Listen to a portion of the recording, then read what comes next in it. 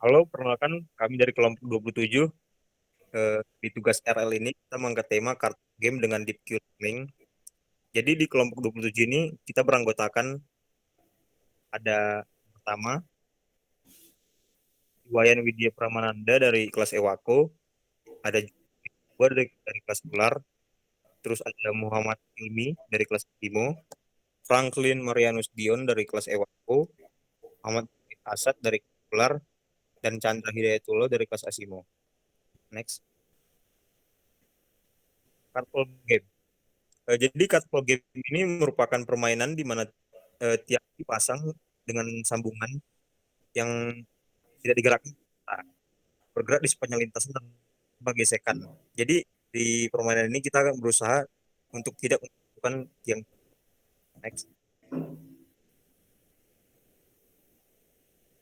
Itu akan menggantikan Qtable menjadi sebuah neural network yang disebut dengan deep Q network atau DQN. Deep Q network ini sebuah N yang stage yang diberikan oleh environment sebagai input. Lalu DQN nanti akan menghasilkan output SQ value pada setiap actions yang dapat diambil pada state tersebut.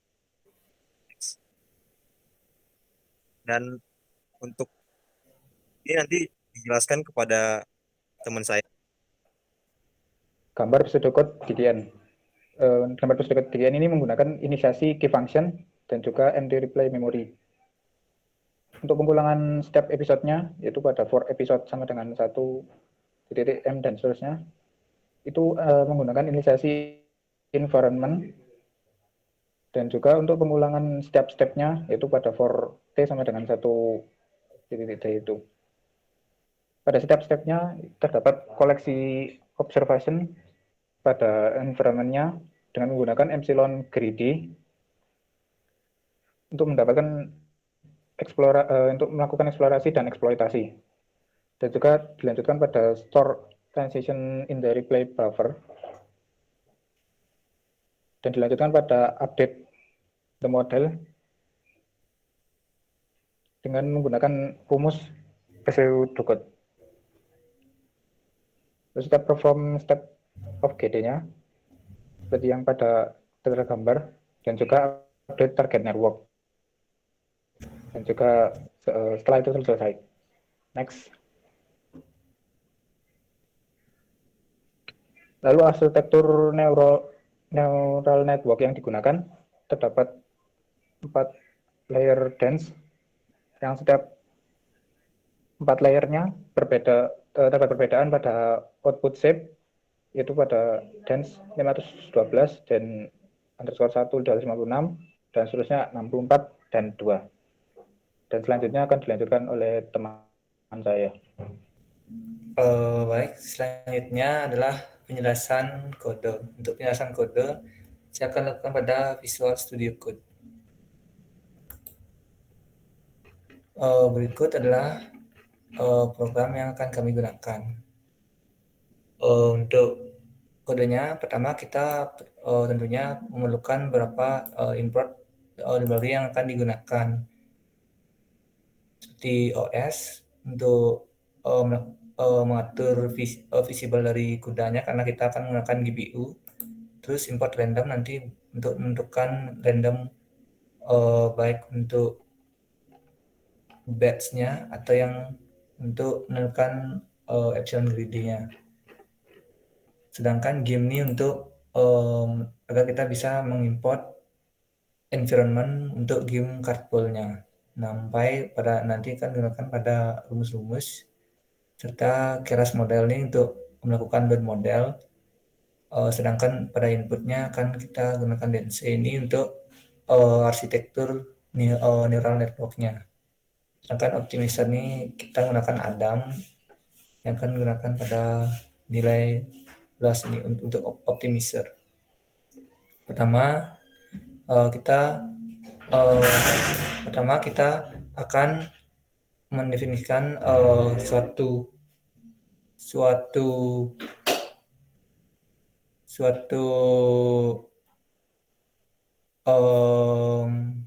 fungsi yang namanya our model.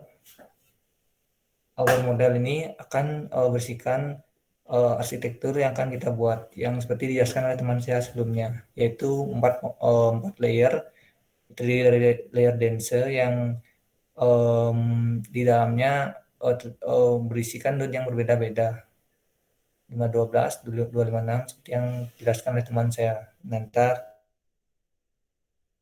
selanjutnya akan dilakukan pembuatan model atau untuk mengompil modelnya. Selanjutnya kita akan menggunakan kelas DKN Agent. DKN Agent ini merupakan kelas yang di dalamnya terdapat fungsi-fungsi yang akan digunakan pada proses baik untuk penentuan action, untuk remember, lalu untuk penentuan activation replay dari agen.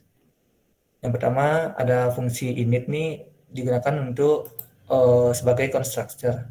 Adapun di dalamnya berisikan pembuatan environment dari library game yang digunakan adalah game Carpool versi 1. Lalu inisialisasi beberapa variabel seperti state. Untuk state akan terdapat 4, itu berdasarkan sudut dan posisi. Sedangkan action adalah 2, kanan kiri, dan episode yang akan kami gunakan adalah 1000 episode. Sedangkan memori ini untuk menyimpan nilai dari replay dari agen atau nilai action dari agen. Selanjutnya ada variabel seperti gamma, epsilon untuk menentukan apakah akan melakukan eksplorasi atau eksploitasi. Itu menggunakan epsilon-nya, epsilon decay untuk melakukan update epsilon greedy. Lalu batch size ini untuk nantinya gunakan untuk pada replay.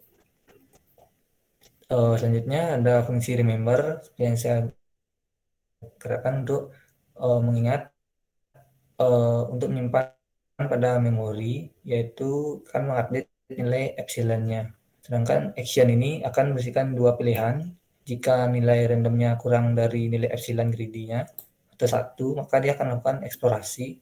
Kalau tidak, kalau 1, maka dia akan melakukan eksploitasi. Nah, pada fungsi replay ini melakukan perhitungan utama. Pertama, dia akan pada mini batch quintuple-nya adalah seperti ini, lalu akan melakukan inisialisasi untuk nilai awalnya. Setelah itu melakukan perulangan. Di dalam perulangan ini terdapat 2 pilihan.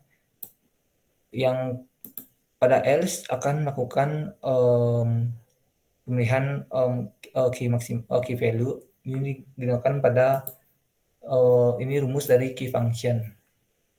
Apabila selesai, kita akan melakukan update target seperti pada pseudocode yang telah teman saya jelaskan. Lalu akan melakukan fit model. Selanjutnya akan dijelaskan oleh teman saya Franklin. Fungsi untuk meload model yang telah kita simpan tadi yang di atas.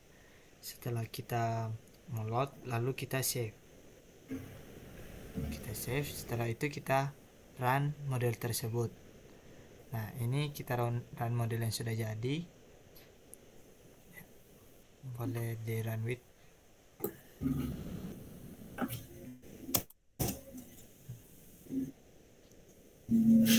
Dan ini hasil runnya akan lama karena terdapat 1000 episode. Jadi kita lanjut ke PowerPoint-nya aja.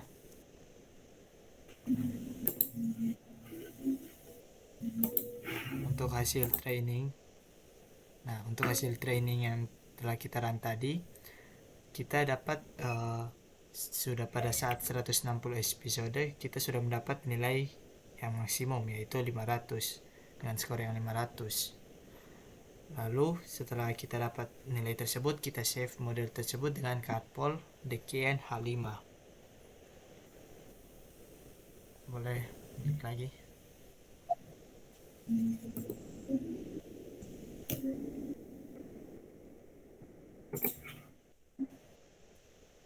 kita coba training tadi, data model tadi yang di atas. Nah, ini kita coba melakukan sebuah testing.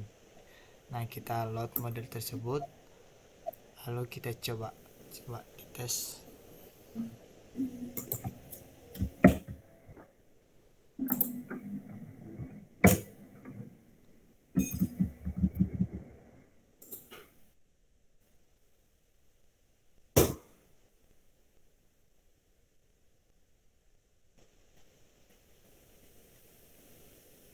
Sama seperti model training yang di atas. Nah, mungkin ini akan sangat lama.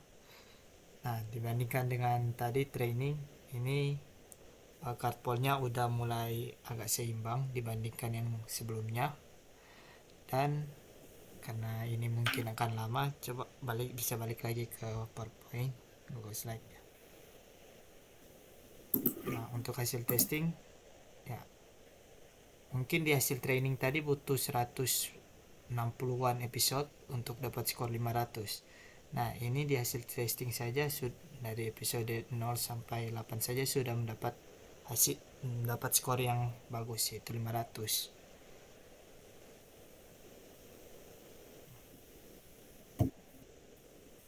Untuk kesimpulan, khusus game Cardpool dapat diterapkan menggunakan algoritma reinforcement learning, yaitu Deep Key Learning, dengan model neural network yang telah dirancang beserta kode program. Algoritma Deep Key Learning telah mampu mengatasi masalah game Cardpool. Adapun dari 1000 episode yang diberikan, ternyata hanya dalam episode ke-160 telah didapatkan skor yang diinginkan, yaitu 500. Dengan hasil tersebut, kita menyimpan model yang akan digunakan pada testing dan didapatkan hasil skor 500 dari awal, dari yang ke 0 tadi, dari episode ke 0 sampai episode ke 8 tadi. Nah, hal ini sangat menunjukkan algoritma Deep Key Learning telah menghasilkan aproksimasi yang optimal pada kasus game Cardpool. Sekian kami dari kelompok 27 ini menggunakan Deep Key Learning